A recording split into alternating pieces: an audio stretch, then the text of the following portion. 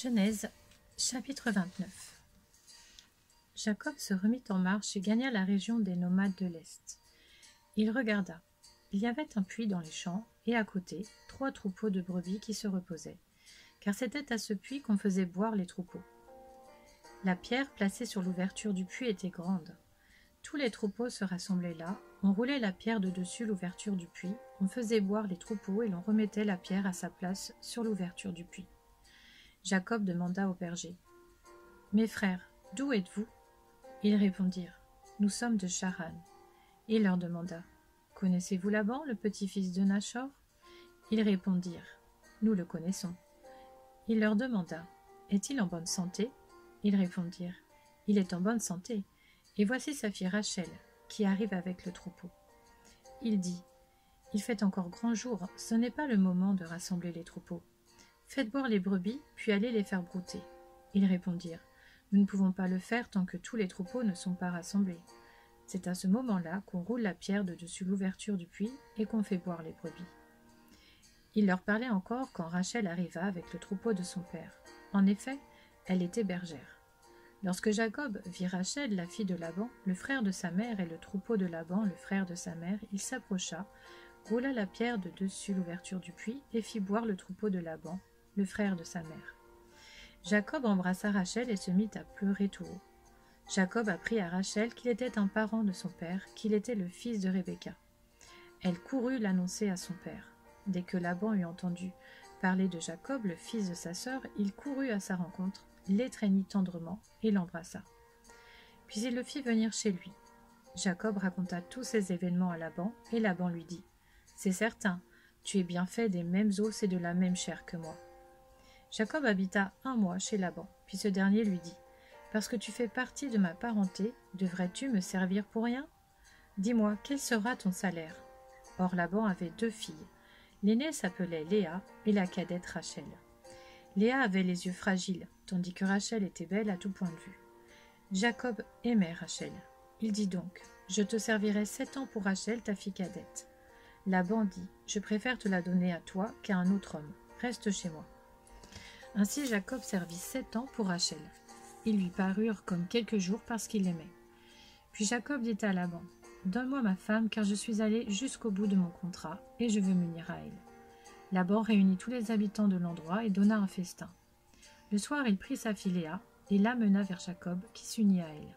Laban donna sa servante Zilpa pour servante à sa fille Léa. Le lendemain matin, voilà que c'était Léa. Jacob dit alors à Laban : « Qu'est-ce que tu m'as fait ? N'est-ce pas pour Rachel que j'ai servi chez toi ? Pourquoi m'as-tu trompé ?» Laban dit : « Cela ne se fait pas, chez nous, de donner la plus jeune avant l'aînée. Termine la semaine avec celle-ci, et nous te donnerons aussi l'autre pour le service que tu feras encore chez moi pendant 7 nouvelles années. » C'est ce que fit Jacob. Il termina la semaine avec Léa, puis Laban lui donna pour femme sa fille Rachel. Laban donna sa servante Bila pour servante à sa fille Rachel. Jacob s'unit aussi à Rachel, qu'il préférait même à Léa, et il servit encore chez Laban pendant 7 nouvelles années. L'Éternel vit que Léa n'était pas aimée, et il lui permit d'avoir des enfants, tandis que Rachel était stérile.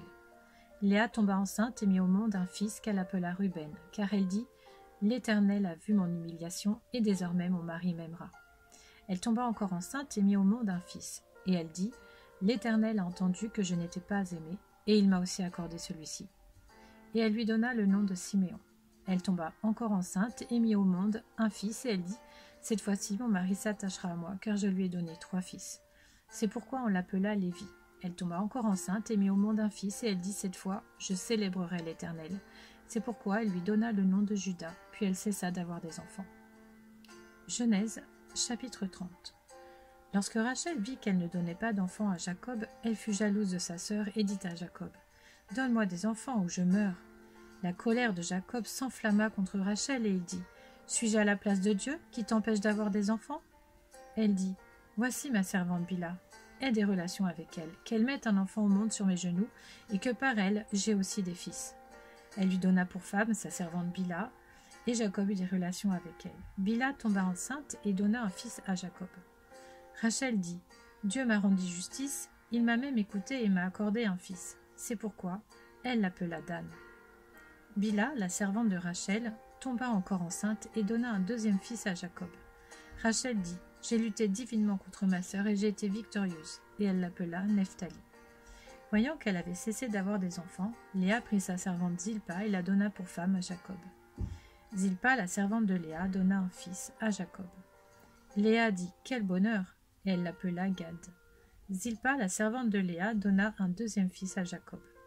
Léa dit « Que je suis heureuse, oui les femmes me diront heureuse !» et elle l'appela Aser. Ruben sortit à l'époque de la moisson des blés et trouva des mandragores dans les champs. Il les apporta à sa mère Léa. Rachel dit alors à Léa « Donne-moi, je t'en prie, des mandragores de ton fils. » Elle lui répondit « Est-ce trop peu d'avoir pris mon mari pour que tu prennes aussi les mandragores de mon fils ?» Rachel dit « Eh bien, il couchera avec toi cette nuit en échange des mandragores de ton fils. » Le soir, quand Jacob revint des champs, Léa sortit à sa rencontre et dit « C'est vers moi que tu viendras, car je t'ai eu en salaire pour les mandragores de mon fils. » Et il coucha avec elle cette nuit-là. Dieu exauça Léa. Elle tomba enceinte et donna un cinquième fils à Jacob. Léa dit « Dieu m'a donné mon salaire parce que j'ai donné ma servante à mon mari. » Et elle l'appela Issachar. Léa tomba encore enceinte et donna un sixième fils à Jacob.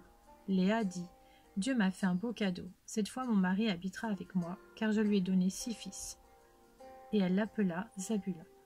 Ensuite, elle mit au monde une fille qu'elle appela Dina. Dieu se souvint de Rachel. Il l'exauça et lui permit d'avoir des enfants. Elle tomba enceinte et mit au monde un fils.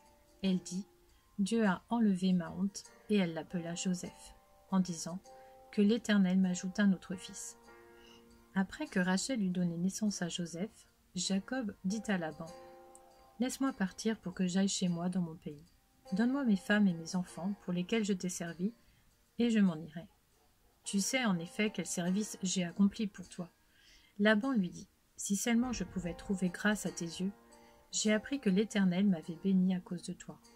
Fixe-moi ton salaire, et je te le donnerai. » Jacob lui dit « Tu sais comment je t'ai servi et ce qu'est devenu ton troupeau avec moi. Le peu que tu possédais avant mon arrivée a beaucoup augmenté et l'Éternel t'a béni sur mes traces. Maintenant, quand pourrai-je travailler pour ma propre famille ?» Laban dit « Que dois-je te donner ?» Jacob répondit « Tu ne me donneras rien si tu es d'accord avec ce que je vais te proposer. Je prendrai encore soin de ton troupeau et je le garderai. Je parcourrai aujourd'hui tout ton troupeau pour en retirer, parmi les brebis, tout agneau tacheté et marqueté, et tout agneau noir, et parmi les chèvres, tout ce qui est marqueté et tacheté, ce sera mon salaire. Ma droiture répondra pour moi demain, quand tu viendras voir mon salaire.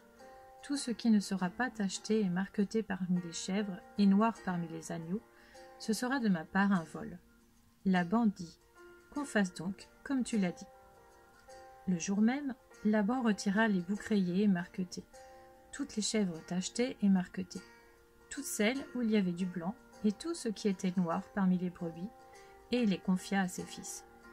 Puis, il mit une distance de 3 journées de marche entre Jacob et lui. Quant à Jacob, il prit soin du reste du troupeau de Laban. Jacob prit des branches vertes du peuplier, d'amandier et de platane. Il y pela des bandes blanches, mettant à nu le blanc qui était sur les branches. Puis, il plaça les branches qu'il avait pelées dans les auges, dans les abreuvoirs, en face des brebis qui venaient boire, pour qu'elles entrent en chaleur en venant boire. Les brebis entraient en chaleur près des branches et elles faisaient des petits rayés tachetés et marquetés. Jacob séparait les agneaux et il mettait ensemble ce qui était rayé et tout ce qui était noir dans le troupeau de Laban. Il se fit ainsi des troupeaux à part, qui ne réunit pas au troupeau de Laban. Toutes les fois que les brebis vigoureuses entraient en chaleur, Jacob plaçait les branches dans les auges sous les yeux des brebis pour qu'elles entrent en chaleur près des branches. Quand les brebis étaient chétives, il ne le faisait pas, de sorte que les chétives étaient pour Laban et les vigoureuses pour Jacob. Cet homme devint de plus en plus riche, il posséda du petit bétail en abondance, des servantes et des serviteurs, des chameaux et des ânes.